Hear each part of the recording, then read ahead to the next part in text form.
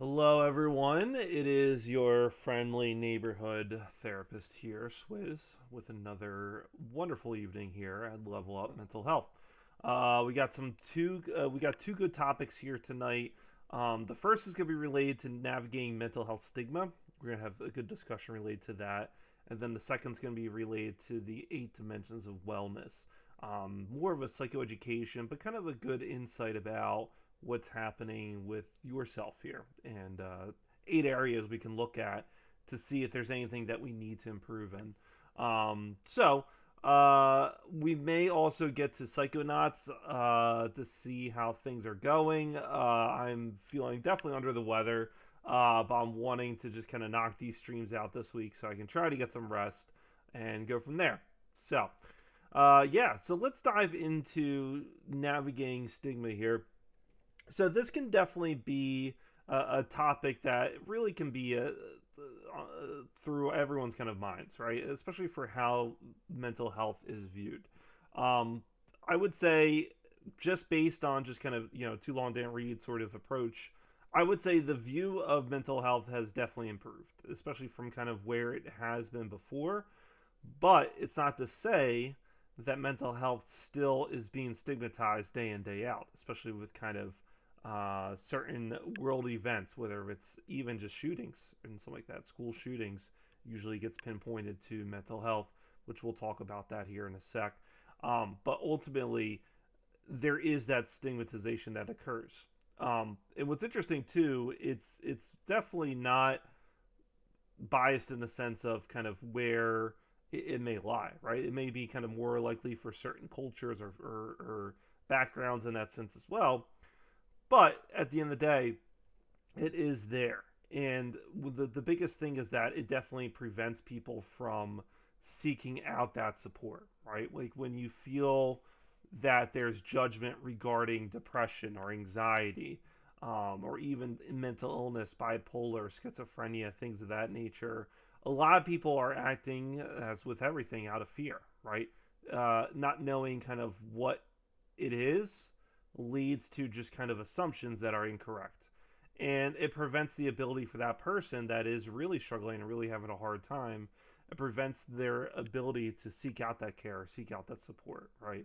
So the goal of this video here and kind of this stream is just to be able to break those walls down, right? Just trying to break down the stigmatization of mental health and continue to reinforce the supportive and treatment necessary for those that are having difficulty, right? So let's take a look at our worksheet here for what we got, and we'll kind of dive in a little with what this is. So starting out here with kind of navigating mental health stigma. So again, being able to kind of describe what stigma is. It's the negative beliefs, attitudes about people with mental illness, where there can be prejudice against these individuals and avoid, fear, or reject others because they suffer from a mental condition. Is a form of disrespect and often makes it more difficult for individuals to seek the help they need to get better.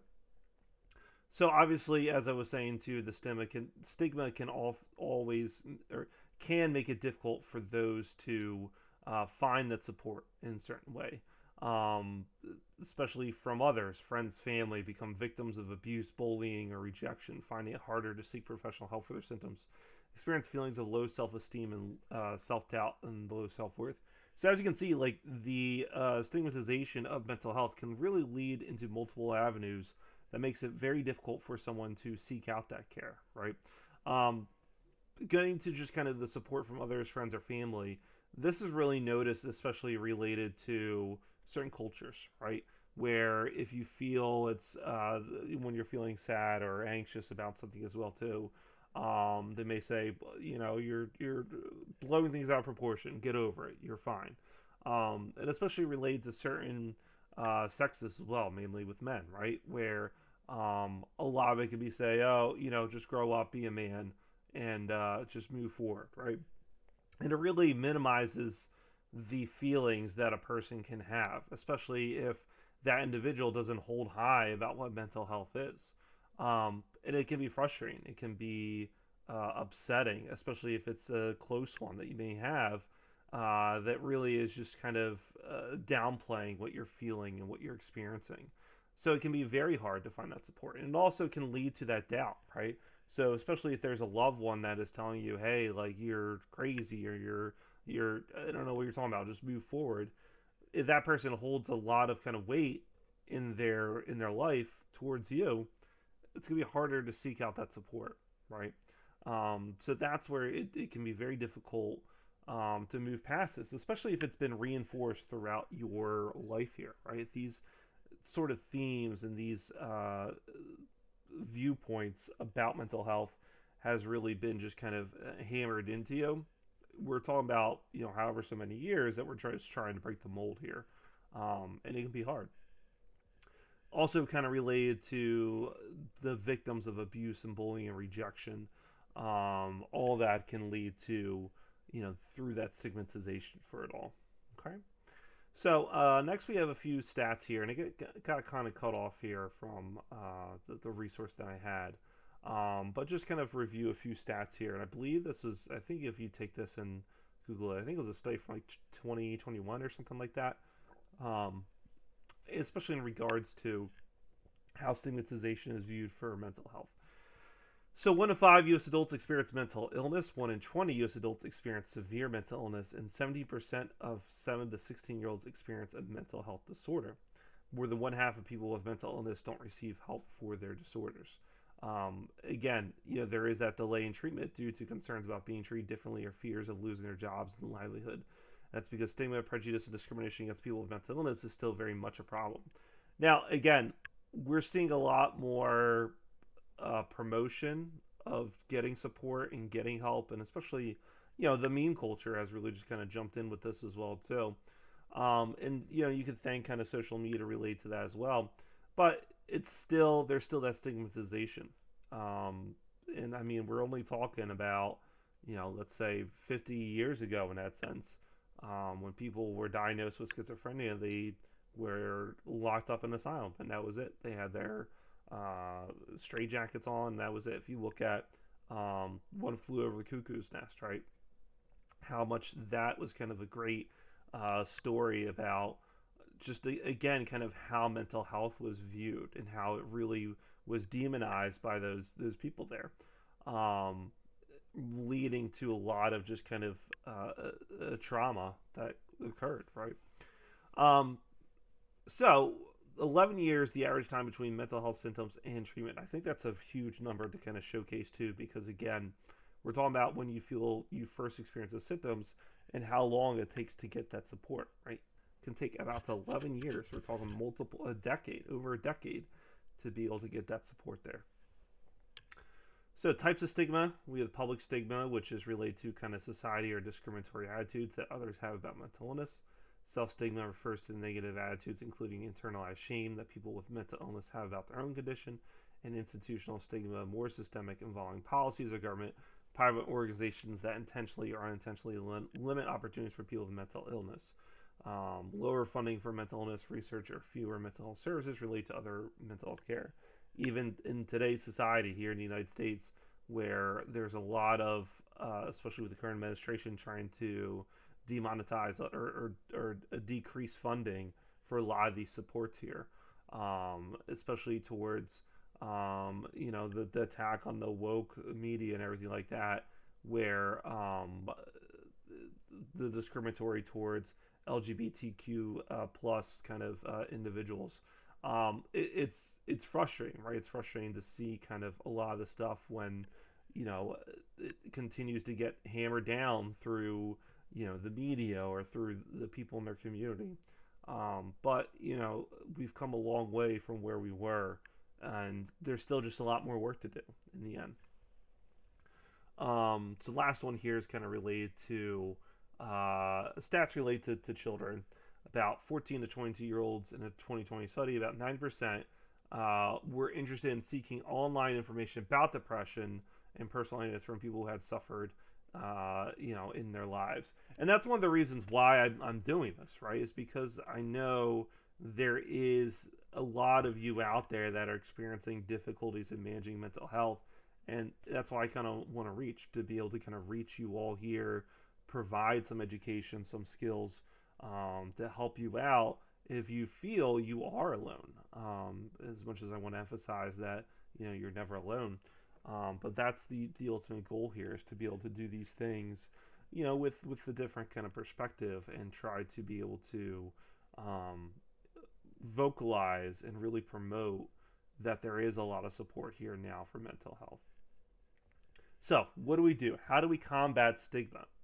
So, a few things here: being able to kind of get informed, listen to learn, mind your language, ask for questions, and speaking up. This mind your language, I know we often may stumble and fall into this trap as well.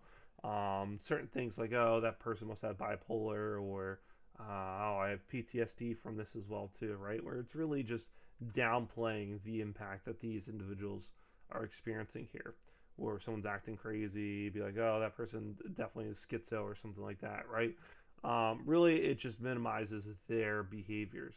So that's, it's something to kind of be mindful about when you're using those languages for around people that may have experienced these hard times, right? Obviously, listening and learning, active listening, getting involved, asking the questions, speaking up, all those are all good kind of indicators for that.